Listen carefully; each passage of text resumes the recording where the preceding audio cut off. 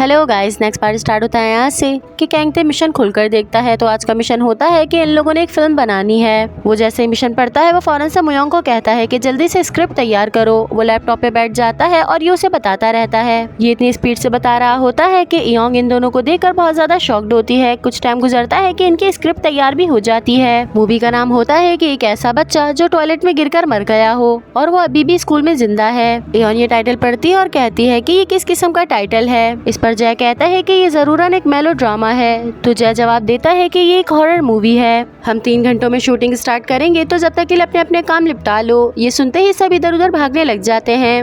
अब नेक्स्ट दिन रात का दिखाया जाता है कि इन लोगों की मीटिंग हो रही होती है और ये लोग डिसाइड कर रहे होते हैं कि इन लोगों ने फर्स्ट सीन किस तरह से शूट करना है। इयोन, जून और मुयोंग इन लोगों को देख रहे होते हैं और जय और कैंगते इन लोगों को करके बता रहे होते हैं। ये दोनों बहुत ही ओवर हो रहे होते हैं, लेकिन दिखने में क्यूट भी लग रहे होते हैं। इयोन देख रही होती है और वो कहती है कि ये लोग कितने अजीब हैं। मूवी का नाम इन लोगों ने टॉयलेट क्यों रखा? क्या ये लोग मेरा मजाक उड़ा रहे हैं? ये सोचते हुए ये बहुत ज्यादा शॉक्ड होती है। ये योएल से पूछने की कोशिश करती है, लेकिन वो शीशे में अपने आप को देख रहा होता है और एक्टिंग कर रहा होता है। इयोन कहती है कि तुम्हें नहीं लगता कि स्टोरी कुछ ज्यादा ही अजीब है? तो योएल कहता है नहीं, मुझे तो ये बहुत ज्यादा फनी लगती है। इस पर इयोन कहती है कि अगर टॉयलेट का सीन हटा दिया जाए तो मूवी शायद और भी ज्यादा अच्छी लगेगी। तो योएल कहता है कि इस सब की परवाह स्टाफ को ही करने दो, तुम आओ और मेरे साथ प्रैक्टिस करने की कोशिश करो। इयोन दिल में सोचती है कि शायद योएल को इस बारे में कुछ भी नहीं पता, चलो मैं किसी और से पूछती हूँ। अब नेक्स्ट सीन में दिखाया जाता है कि जय कैमरा सेट कर रहा होता है और इयोन उसको देखकर सोच रही होती है कि इसे देखकर लगता है कि शायद इसे कुछ भी नहीं पता। फिर वो मुयोंग की तरफ देखती है तो वो स्क्रिप्ट राइटिंग में लगा होता है और उसे देखकर भी ऐसा लगता है कि शायद उसे भी कुछ भी नहीं पता।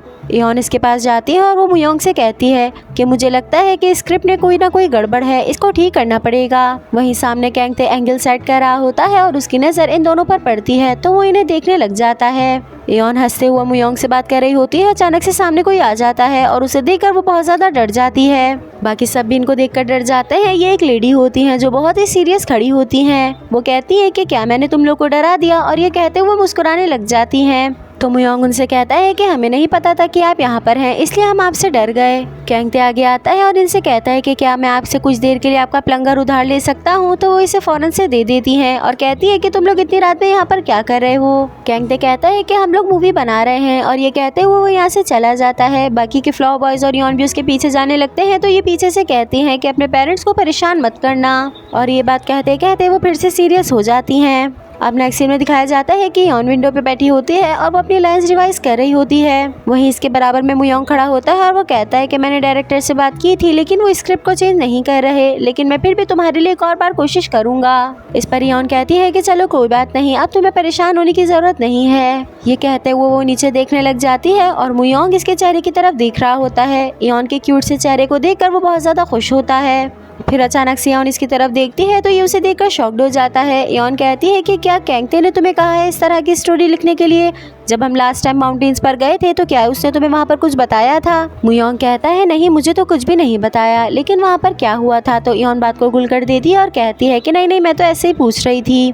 ये दोनों आपस में बात कर रहे होते हैं कि अचानक से पीछे से आवाज आती है कि मैंने कहा एक्शन। ये दोनों पीछे मुड़कर देखते हैं तो यहाँ पर कैंगते खड़ा होता है और वो कहता है कि मेरी बात समझ नहीं आ रही, मैं कह रहा हूँ एक्शन, फौरन से यहाँ पर आओ। ये दोनों उसको देख रहे होते हैं कि यार ये किस तरह की हरकतें कर रहा है।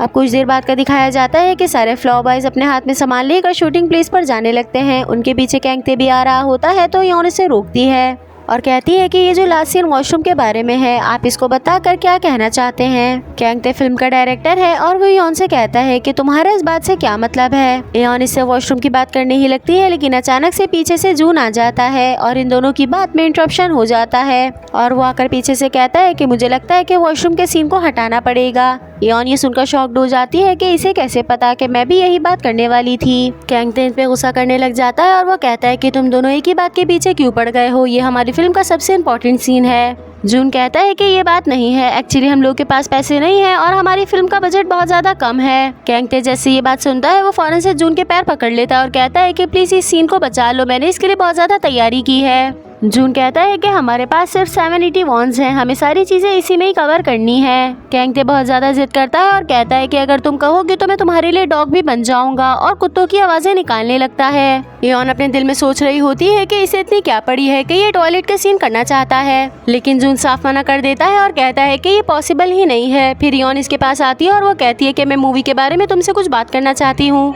जून इसकी तरफ देखने लग जाता है और कहता है कि बताओ तुम क्या कहना चाहती हो। इयोन कहती है कि ये जो स्टोरी है उसके बारे में एक रूमर है कि ये स्टोरी बिल्कुल रियल है। ये इसे बताने ही लगती है, लेकिन सामने से लड़ाई की आवाज़ आने लगती है। तो ये दोनों इस तरफ देखने लग जाते हैं और सामने कैंगते और यूएल खड़े होते हैं। यूएल कहता है कि तुमने तो कहा था कि मैं मेन कैरेक्टर हूँ, लेकिन तुमने तो मुझे भूत बना दिया, अब ये स्टोरी कैसे चलेगी। कैंगते ये सुनकर गुस्सा करने लग जाता है और वो कहता है कि तुम कोई नहीं होते मुझे बताने वाले कि मुझे स्टोरी में क्या करना चाहिए और क्या नहीं। इतने में बराबर से जय आता है और इन दोनों को चुप कराने लगता है, तो कैंगते उस पर भी गुस्सा करने लग जाता है। ये दोनों मिलकर उसे मारने लग जाते हैं। तो जय कहता है कि मुझे मत मारो, मैं मूवी का कैमरामैन हूँ, अगर मैं नहीं रहा तो मूवी भी नहीं बनेगी। ये कहते वो यूएल को मारता है और इन तीनों की लड़ाई स्टार्ट हो जाती है। ये तीनों एक दूसरे को मारने लग जाते हैं और फिर यहाँ पर जून आ जाता है। वो कहता है कि हमारे पास पैसे नहीं है, तुम लोग क्यों लड़ रहे हो। जून इनके पास इनको समझाने के लिए आता है, लेकिन ये उसका आसरा भी नहीं करते और उसे भी मारना स्टार्ट हो जाते हैं। इयोन इन लोगों को देख रही होती है और उसे समझ नहीं आ रहा होता कि ये इन लोगों को चुप कैसे कराए। इतने में मुयोंग वॉशरूम से निकलता है और वो इन लोगों को चुप कराता है। ये लोग सब उसकी पैंट की तरफ देखने लग जाते हैं क्योंकि मुयोंग की जिप खुली होती है और इसमें से उनके शॉर्ट्स नजर आ रहे होते हैं। वो फौरन से अंदर करता है और इनके पास आता है। इयोन भी इसकी तरफ देख रही होती है और वो उसे देखकर नर्वस हो जाती है। मुयोंग कहता है कि मैंने सीन को चेंज किया है और ये हमारे बजट के भी अंदर है, अब हम लोग आसानी से ये सीन कर सकेंगे। इस पर यूएल कहता है कि न्यू लाइंस को रिवाइज करना बहुत ज़्यादा मुश्किल है। साथ ही यूएल कहता है कि मैं फीमेल लीड को मूवी में बचाना चाहता हूँ। तो इस पर मुयोंग कहता है कि अभी तक डिसाइड नहीं हुआ कि फीमेल लीड को कौन बचाएगा। मेरा ख्याल है कि ये इयोन को ही डिसाइड करना चाहिए। इयोन इन लोगों को देख रही होती है और वो बहुत ज़्यादा नर्वस होती है। ये लोग जैसे ये बात सुनते हैं ये सारे के सारे लाइन में आके खड़े हो जाते हैं और इयोन की तरफ देखने लगते हैं। इयोन इन लोगों को देख रही होती है और वो सोचती है कि मुझे किसको चूज़ करना चाहिए। इतने में पीछे से बॉडीगार्ड आ जाते हैं और वो इनको कहते हैं कि रात के इस टाइम तुम लोग यहाँ पे क्या कर रहे हो। तो कैंगते कहता है कि हमारा काम होने वाला है और हाँ, ये मैं आपका प्लंगर भूल गया था, ये अपने साथ ले जाइए और इसे क्लीनिंग लेडी को देख दीजिएगा। तो वो कहते हैं कि तुम किस क्लीनिंग लेडी की बात कर रहे हो। तो जून आगे बढ़कर कहता है कि हमने देखा था वो वॉशरूम साफ कर रही थी। वो कहते हैं कि तुम लोग क्या बात कर रहे हो, यहाँ पर तो कोई भी क्लीनिंग लेडी नहीं है और वो इस टाइम यहाँ पर क्या कर रही होंगी, बकवास मत करो। फिर वो प्लंगर की तरफ देखते हैं तो यहाँ पर एक साइन बना होता है जिसे देखकर वो शॉक्ड हो जाते हैं। इतने में पीछे विंडो में वही लेडी नजर आने लगती हैं। ये बताते हैं कि ये सामान तो उन्हीं लेडी का है जो 3 साल पहले वॉशरूम में डूबकर मर गई थी। बहुत ज़्यादा डर जाते हैं और प्लंगर फेंक कर कैंगते के हाथ में देकर यहाँ से भाग जाते हैं। ये लोग भी पीछे विंडो की तरफ देखते हैं तो ये उन्हें देखकर बहुत ज़्यादा शॉक्ड हो जाते हैं और सभी लोग चीखने लगते हैं।